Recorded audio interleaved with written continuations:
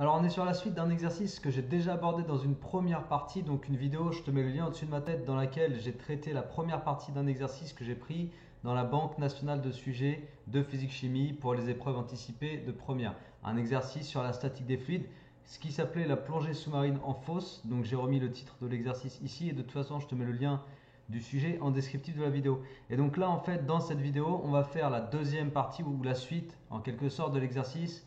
Et donc c'est autonomie d'un plongeur, donc partie 2. Et partie 3, la manœuvre de Valsalva. Valsalva, je ne fais pas de plongée, donc désolé si je prononce mal. Et du coup, voilà, on va faire ça. Je pense que ça va prendre 15 minutes, pas plus. Et puis, ça va te permettre de continuer à t'entraîner sur ce fameux chapitre de la statique des fluides.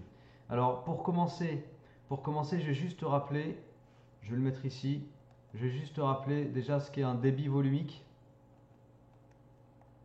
Parce qu'on nous parle de débit dans l'exercice, donc il faut mieux savoir ce que c'est qu'un débit du coup. Un débit volumique, c'est une quantité de fluide en termes de volume, une quantité de fluide en termes de volume qui circule par unité de temps. Donc c'est un volume divisé par une durée, quoi. C'est ça qu'on appelle un débit volumique. Donc le volume, tu peux l'exprimer par exemple en mètres cubes, et puis la durée, tu peux l'exprimer en secondes. Mais tu peux aussi mettre le volume en mètres cubes et la durée en minutes, etc. Ça dépend. On verra dans l'exercice d'ailleurs qu'on parlera plutôt en mètres cubes par minute. Mais je t'en dis pas plus, on se garde ça sous le coude et puis on reviendra sur cette relation-là un peu plus tard. Donc pour te refaire le contexte, c'est une histoire de fosse, ok, qui est représentée ici. Enfin, on t'a mis une photo de la fosse pour s'exercer à la plongée sous-marine. Et puis dans l'exercice, on parle des relations entre pression, la relation de la statique des fluides, la loi fondamentale de la statique des fluides, ça c'était dans la première partie. Et là, dans cette partie, on va parler de la loi de Mariotte. Et c'est vraiment la question 2.1 d'ailleurs. On va te demander de redonner la loi de Mariotte.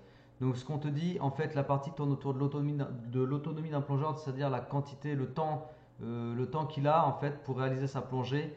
Et ça dépend du volume d'air disponible dans sa bouteille. Donc lors de la plongée en bouteille, le détendeur permet au plongeur de respirer de l'air à la même pression que la pression à la profondeur où il se trouve. Mais toute plongée en bouteille s'effectue avec une quantité limitée d'air.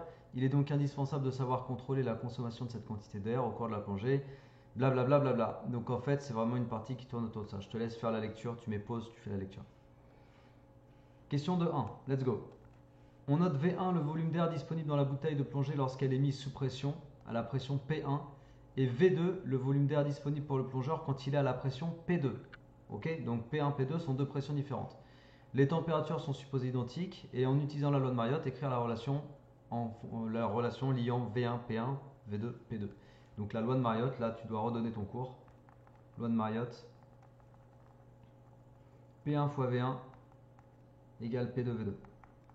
Quand tu écris une relation comme ça, je te conseille très fortement, et ça fait partie aussi des bonnes pratiques à avoir quand tu appliques tes relations dans les exos, je te conseille très fortement de redonner les unités.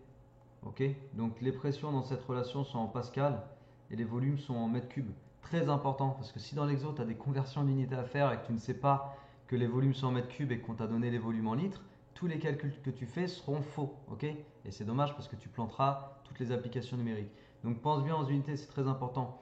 Quand tu apprends une relation ou que tu pratiques une relation dans les exos, pense aussi à t'interroger sur les unités. En supposant que la consommation en volume d'air du plongeur reste toujours la même au cours de la plongée, expliquez sans calcul comment l'autonomie en air du plongeur évolue avec la profondeur. Alors c'est là en fait que je vais commencer à utiliser le débit volumique. Même si on ne m'en parle pas de façon explicite, mais on m'en parle après en fait. On me parle après d'un débit volumique, mais je vais commencer à l'utiliser moi pour la question 2.2. J'ai envie d'y répondre avec le débit volumique. On te dit la consommation en volume d'air du plongeur reste constante au cours de la plongée. Donc le débit volumique, c'est-à-dire la quantité d'air qu'il absorbe en fonction à chaque instant, elle est constante. Donc je vais écrire pour la question 2.2.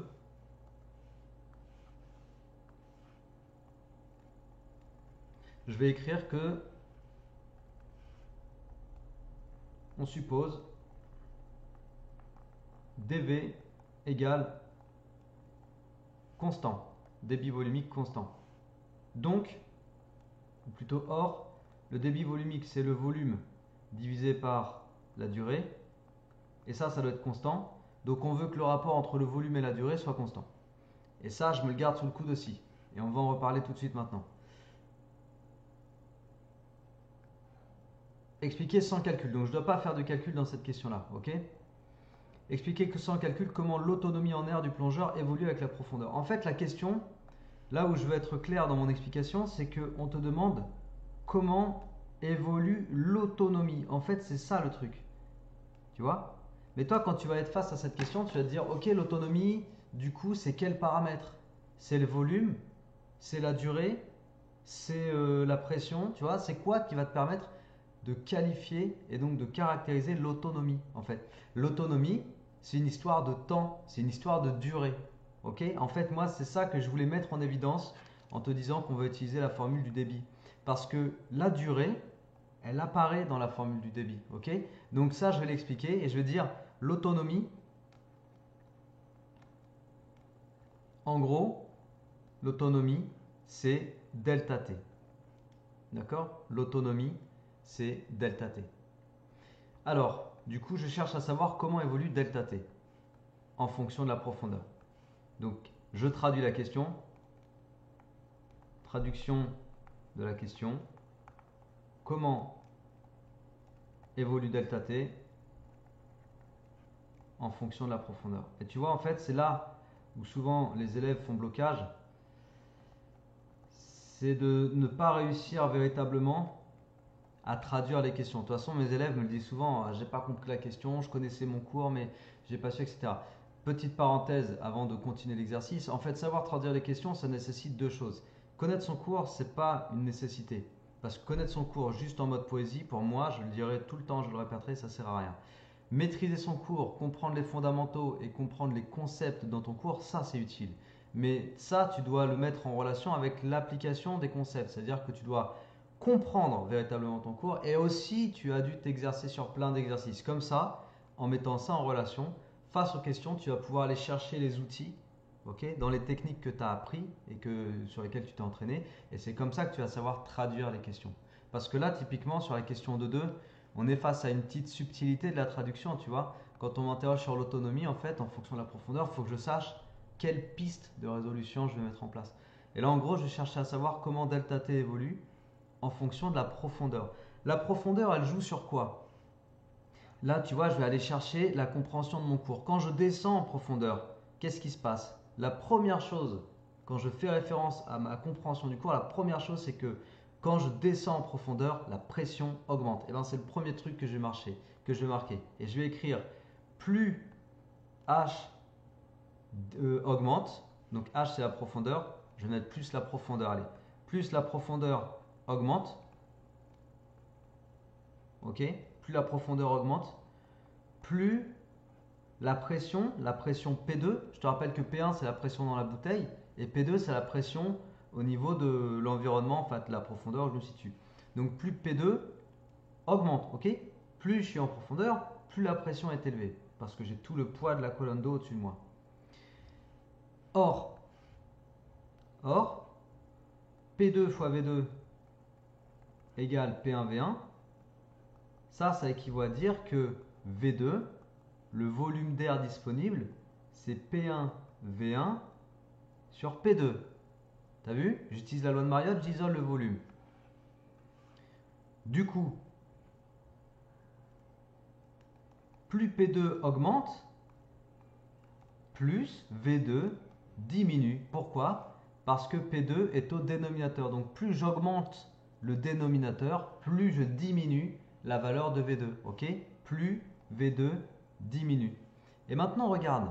Or, le débit, la consommation du plongeur est constant et c'est égal à V, le volume disponible, donc notez V2, sur delta T. Eh bien, pour que le débit volumique soit constant, si je diminue V2, en allant toujours plus profond, je vais diminuer V2. Pour garder le même débit volumique, il faut que dans le même temps, je diminue delta T. Ok? Si je diminue la valeur du numérateur, je dois diminuer en même proportion la valeur du dénominateur. T'as compris? Et du coup, je vais écrire, donc, plus V2 diminue, plus delta T diminue. Pour garder pour garder un débit volumique constant. Et donc, plus l'autonomie diminue. Et tu as vu, on a fait une explication donc de l'évolution de l'autonomie en fonction de la profondeur sans calcul. On a juste raisonné sur les expressions littérales et donc sur les raisonnements qui disent plus ça augmente, plus ça diminue, nanana, parce que c'est au numérateur, parce que c'est au dénominateur. Et c'est ça qu'on attend sur ce genre de questions. Quand on te demande sans calcul, juste avec les formules, c'est ça qu'on attend. Plus machin diminue, plus truc augmente, etc. Donc en conclusion, plus la profondeur augmente, plus la pression P2 augmente, plus V2 diminue, plus delta T diminue. Ok?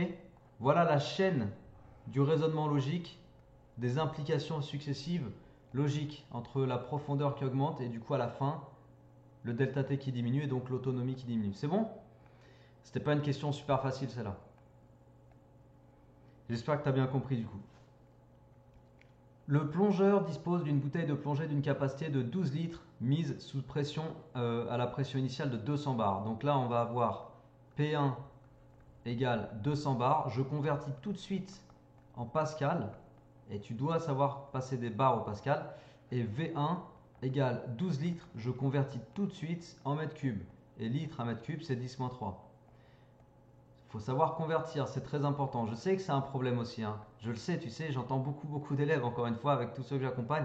Je sais quelles sont les questions qui ressortent régulièrement et je sais que la conversion, c'est un problème pour beaucoup. Mais il faut que tu fasses un tableau de conversion au-dessus de ton bureau, au-dessus de ton lit et tu le regardes tous les jours, ce tableau de conversion, avec les multiples, les sous-multiples, etc. Donc on a le volume V1, la pression P1. En utilisant la loi de Mariotte, calculer la durée durant laquelle le plongeur peut rester dans la fosse à 20 mètres de profondeur, sachant qu'il consomme 15 litres d'air par minute. Donc là, en fait, la question de 3, on va appliquer ce qu'on a dit au-dessus, mais cette fois-ci, on va faire du calcul. Et en fait, on doit isoler du coup delta T, tu vois, calculer la durée. C'est pour ça que je t'ai dit dès le début, je préfère te parler du débit volumique, même si c'est pas un truc que tu as forcément vu, je sais pas, ça va dépendre de tes profs. Parce qu'après, sinon, il va falloir faire du produit en croix. Et c'est moins pratique et moins agréable. Parce que le produit en croix, en fait, c'est de dire 15 litres par minute, du coup, je ferai du produit en croix. Mais moi, j'aime pas ça. Du coup, je préfère utiliser ma petite relation du débit. Et puis, tu vois, te dire que. Oups, pardon.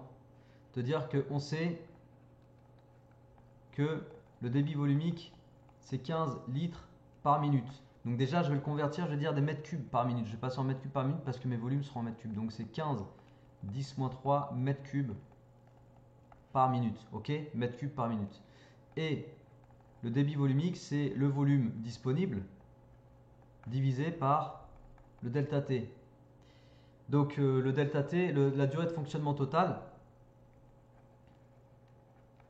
pour V pour V, je vais mettre V tout court. Pour V égale V2, c'est-à-dire le volume total dans la bouteille, delta T correspond à l'autonomie. C'est la durée totale, quoi. Autonomie. Ok? Donc, delta T, le delta T qu'on recherche, c'est quoi? Alors déjà, dV fois delta T, je vais mettre une étape, c'est le volume, c'est V2. Et donc delta T, ça fait V2 sur dV. V2, je le mettrai en mètres cubes. Et dV, le débit, je le mettrai en mètres cubes par minute. Ça tombe bien, je l'ai converti. Mètres cubes par minute, d'accord? Donc il me restera des minutes. Mètres cubes sur mètres cubes par minute, ça va faire des minutes. Ok? Et pour calculer mon delta T, il faut que je connaisse V2. Donc maintenant, il me faut V2. Je vais l'écrire. Ça, c'est un résultat intermédiaire que je garde sous le coude. Il me faut V2. Or, P2 V2 égale P1 V1. Du coup, V2, c'est P1 V1 sur P2. Mais la question que je me pose maintenant, c'est que vaut P2? Parce que je connais V2 si je connais P1 V1 P2. Je connais P1 V1, mais que vaut P2? Eh bien, je suis à 20 mètres de profond. On est à profondeur H égale 20 mètres. Et là, tu as une relation, loi de la statique des fluides, qui te dit que du coup P2, c'est égal à la pression atmosphérique plus ρ fois G fois H, la profondeur. Et bien P2, on va le calculer. Donc maintenant, tout ça, je connais. Pression atmosphérique, c'est 1 10 puissance 5 pascal. On va prendre 10 puissance 5 pascal. Masse volumique de l'eau, c'est 1000 kg par mètre cube. Attends, est-ce qu'il faut se mettre en kg par mètre cube ici ou en grammes par litre? Kilogramme par mètre cube. Ouais, kilogramme par mètre cube. Ouh là là. G 981 et puis H ce sera 1000. Ok? Donc on y va. Ça fait donc P2 égale 1 10 puissance 5, ça c'est des pascals, plus 1000 fois 981 fois, et on est à 20 mètres de profond. Ok? Allez, j'applique ça.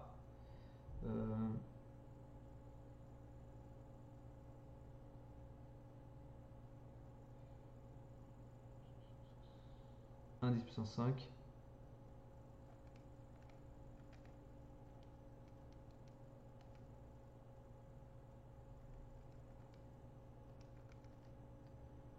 Ok. Ça fait environ, on va garder que deux chiffres significatifs. Ça fait environ 3,0 fois 10 puissance 5 pascal. Ok? Le résultat est en pascal.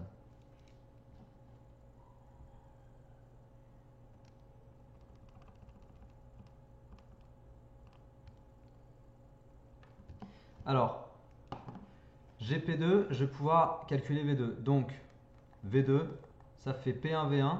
Donc, P1, c'était 200 bars, je crois. Donc, 200, 10 puissance 5. Je l'avais marqué là. 200 bars. V1, c'était 12, 10 moins 3 mètres cubes. Fois 12, 10 moins 3. Divisé par 3, 10 puissance 5. On gardera que deux chiffres significatifs. Le résultat, on va l'obtenir en mètres cubes. Ok? Donc 200, 10 puissance 5. Voilà, je peux virer la 10 puissance 5 pour aller plus vite. Je peux juste faire 200 divisé par 3 fois 12. Bah, je peux même, en fait, je peux même simplifier par 3 là. C'est juste 200 fois 4. Donc j'ai même pas besoin de la calculette du coup.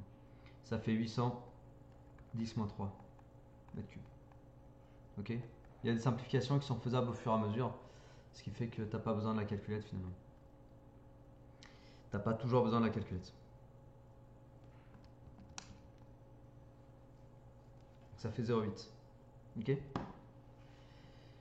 Ouais, je vais donner le résultat avec deux chiffres. Donc 0,80 mètres cubes.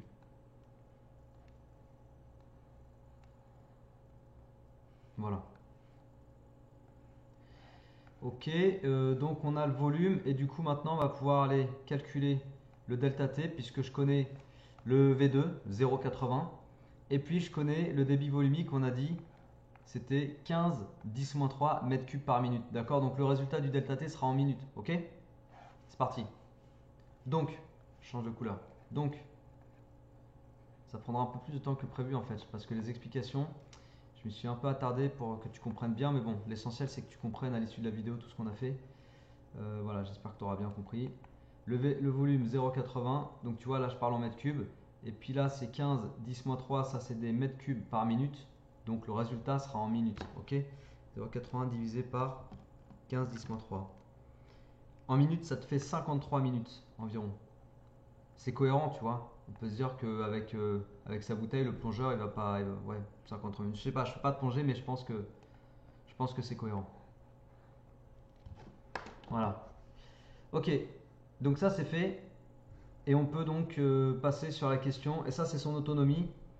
S'il consomme 15 litres d'air par minute, il peut rester en profondeur à 20 mètres de profond pendant 53 minutes. D'accord? En réalité, le plongeur doit toujours calculer son autonomie en tenant compte d'une marge de sécurité pour remonter en surface en ayant conservé une pression de 50 bars dans sa bouteille. C'est ce qu'on appelle communément la réserve. Donc en gros, il a une marge de sécurité et il faut qu'il garde 50 bars dans sa bouteille. Ok? Ça veut dire qu'il faut qu'il se réserve un certain volume pour pouvoir remonter. La prise en compte de cette réserve réduit-elle ou augmente-t-elle la durée de la plongée? Justifiée sans calcul. Donc, la pression. Alors attends, je reprends ma petite formule là. Voilà.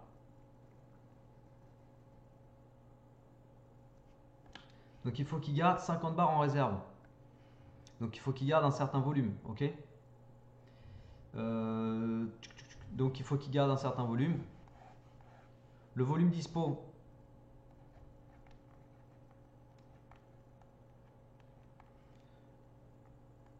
en tenant compte de la réserve,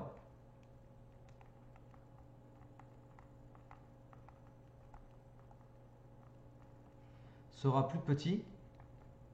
En gros, il va avoir moins de volume pour faire sa plongée à 20 mètres de profond, puisqu'il faut qu'il garde un certain volume pour la réserve. Donc, si V2 est plus petit, qu'est-ce qui se passe ici? Tu vas diminuer le numérateur, mais tu gardes le même débit. Donc si tu diminues le numérateur, tu diminues delta T. Ok? Donc delta T diminue. Si V2 est plus petit, alors delta T est plus petit. Donc, comment il formulait la question? La durée de plongée est diminuée.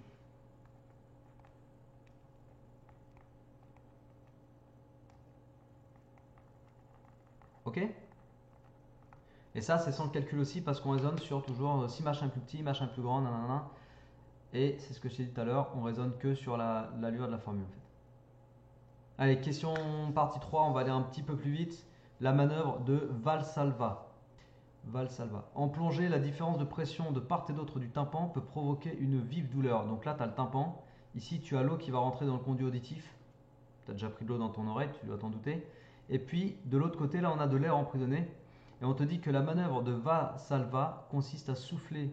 Alors là, c'est écrit Valsalva et là, c'est écrit Valsalva. Donc, je ne sais pas comment. Bref, la manœuvre de Valsalva consiste à souffler par le nez, bouche fermée, nez pincé. Tu sais, quand on se bouche le nez, puis on souffle, et puis on sent que on met de l'air à l'intérieur, afin de faire pénétrer de l'air dans l'oreille moyenne. En fait, tu vas faire rentrer de l'air ici, et on te dit que l'air extérieur passe par la trompe d'Eustache. La trompe d'Eustache, elle est représentée là. Et donc, tu as de l'air qui va rentrer ici, qui va venir remplir cette cavité. D'accord? Donc, comprends bien le processus, parce que ça, c'est important pour ensuite saisir le sens des questions qui vont être posées là. Rappelez la relation entre la pression, la force et la norme de la force pressante et l'air de la surface sur laquelle elle s'exerce. Alors, pression égale force divisé par surface. La pression est en pascal, la force est en newton, la surface est en mètre carré. Donc ça, c'est une relation de ton cours et qu'il faut que tu connaisses en fait. Okay, donc pression égale force divisé par surface. Évaluer la valeur de la norme de la force pressante F1 exercée par l'air emprisonné dans l'oreille moyenne ici, sachant que l'air il est à la pression 1 bar puisqu'il est à la pression atmosphérique et que la paroi interne du tympan a une surface de 70 mm². Donc là en fait pour la question 3.2 avec S égale 70 mm². Alors oui, là il faut convertir en mètres carrés. Même chose que je t'ai dit tout à l'heure, il faut que tu saches convertir. Si tu galères à penser, à savoir que de millimètre carré à mètre carré, j'ai 10,6, alors il faut que tu révises sérieusement tes conversions, sinon tu vas être bloqué. Mais ça, je ne vais pas te l'expliquer dans cette vidéo. Donc la surface, c'est 70 10,6 mètres carrés. Et puis la pression, 1 10 puissance 5 pascal. On a la force, du coup, c'est P fois S. Donc 1 10 puissance 5 fois 70 10-6. J'ai pas besoin de la calculette pour faire ça en fait. J'avais pris la calculette, mais c'est pas nécessaire. Ça te fait 70 10-1, donc 7. 7,0 newton. Ok.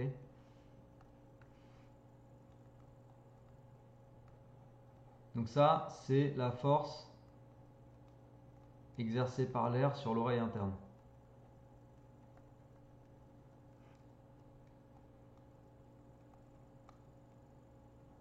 Ok. Enfin sur la paroi interne du tympan, pardon. Par l'oreille interne, la paroi interne du tympan. Ok. La valeur de la norme de la force pressante F2 exercée par l'eau sur la paroi externe du tympan, c'est 21 newtons, c'est 3 fois plus. 3 fois plus. Donc en fait là, tu as de l'air ici, de l'eau ici qui va rentrer ici là et qui va exercer une force F2 de 21 newtons. Sachant que l'air intérieur, lui, il exerce une force F1 de 7 newtons. Donc tu comprends bien qu'il y a un petit peu une différence en faveur de l'eau qui rentre par l'oreille, par l'extérieur. Et du coup, ça va forcer sur ton tympan et tu vas ressentir une douleur. Je sais pas, on te demande, ouais, on te le demande pour la question.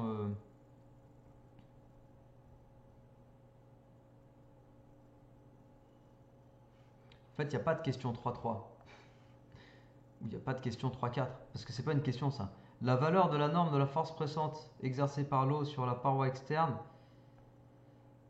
est de 21 newtons. Ouais, c'est pas une question. Donc il n'y a pas de question 3-3, il y a des trucs chelous comme ça des fois. Reproduire sur la copie et compléter le schéma ci-dessous en représentant les forces pressantes exercées sur le tympan, F1 la force exercée par l'air emprisonné dans l'oreille moyenne et F2 la force pressante exercée par l'eau sur la paroi externe. Donc ce que j'ai fait ici en gros sur le schéma, mais on va le faire là, le tympan c'est cette paroi et puis F1 donc c'est la force exercée par l'eau, ça va mesurer comme on prend en échelle 1 cm pour 7 newtons. Bah justement on a trouvé 7 newtons, tiens, quelle coïncidence. Donc là en fait on va se faire un truc de 1 cm. Voilà, je fais approximatif, peu importe. Ici j'ai F1. Et là j'aurai F2, bim, comme ça. Et F2 va mesurer 3 cm. Puisque 21 c'est 7 x 3. Et oui, je connais mes tables, c'est un truc de malade. Donc là, 3 cm pour la mesure, la longueur. Et puis au-dessus, 1 cm, ok, avec l'échelle. En déduire pourquoi le plongeur ressent une vive douleur lors de la descente. Eh bien, pour la question 3-4, l'eau exerce une force plus importante que l'air emprisonné. Je pensais faire ça en 15 minutes. J'avais un peu surestimé ou sous-estimé l'exercice. Donc force plus importante que l'air emprisonné, donc vive douleur. Ok ? Expliquer pourquoi la manœuvre de Vassalva permet de compenser la pression de l'eau introduite dans le conduit auditif. Et bien là, c'est juste la compréhension du texte de départ. La manœuvre de Vassalva, elle va t'amener de l'air ici par la trompe d'Eustache. Du coup, tu vas augmenter la pression dans l'oreille moyenne et du coup, tu vas augmenter la force F1. Ok ? On l'écrit ? On l'écrit ou pas ? Non, on va pas l'écrire. Je vais te le dire à l'oral. Je te le dis et puis c'est toi qui prends tes notes. Comme ça, on termine la vidéo.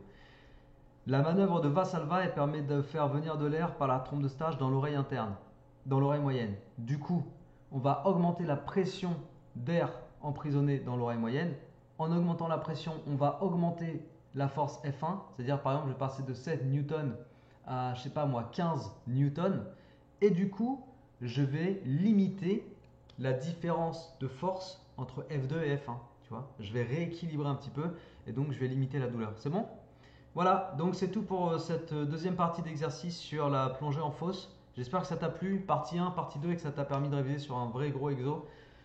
Tu as le lien vers les sujets en descriptif de la vidéo. Tu peux aller voir, il y a plein d'autres sujets. Hein. J'en ai fait un, mais il y en a vraiment beaucoup, donc c'est difficile de traiter tout ça.